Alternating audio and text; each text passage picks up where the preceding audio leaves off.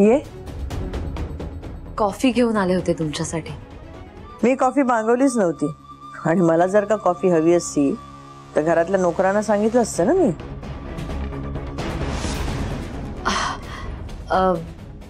नाही नाही,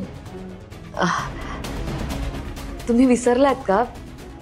डॅडनी सांगितलंय की पूर्वीची कामं स्वानंदी करायची ती आता मी करायला हवीत म्हणून. आणि जेव्हा मम्मा घर चालवायच्या तेव्हा स्वानंदी द्यायची ना त्यांना सगळं. आता मम्मांची जागा तुम्ही घेतलीये ना, सो मी तुमच्यासाठी कॉफी घेऊन आले.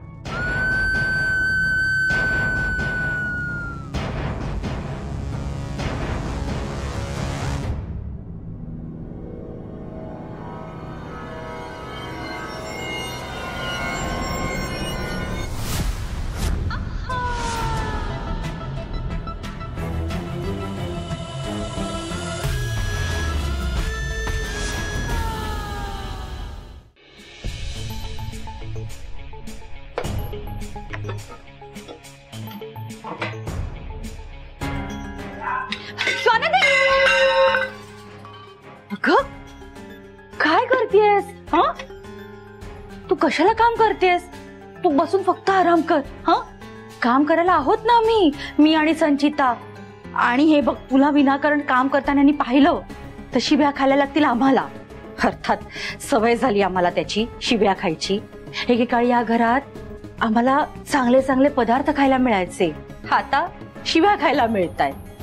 जाऊ दे, नशीब आपलं आपलं.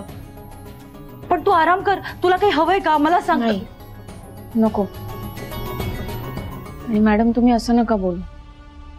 सरपोतदार साहेबांनी जो निर्णय घेतला तो रागाच्या भरात घेतला. ते असं का वागलेत ते मलाही कळत नाहीये. त्यांना काळजी आहे तुमची. कसली काळजी, कसलं प्रेम. हे असलं प्रेम घरातनं बाहेर जायला लावतं. हे प्रेम मला इतकं असह्य बनवतं की स्वतःच्या मुलाला आणि सुनेला घरातनं बाहेर काढलं जात असताना मी स्तब्ध उभी राहून बघते. त्या आउट हाऊस मध्ये जाऊन राहावं लागतंय आम्हाला. रात्र रात्र झोप लागत नाही. किती त्रास होतोय तुला माहितीये. हे असलं प्रेम असण्यापेक्षा नसलेलं बरं. हो की नाही स्वानंदी?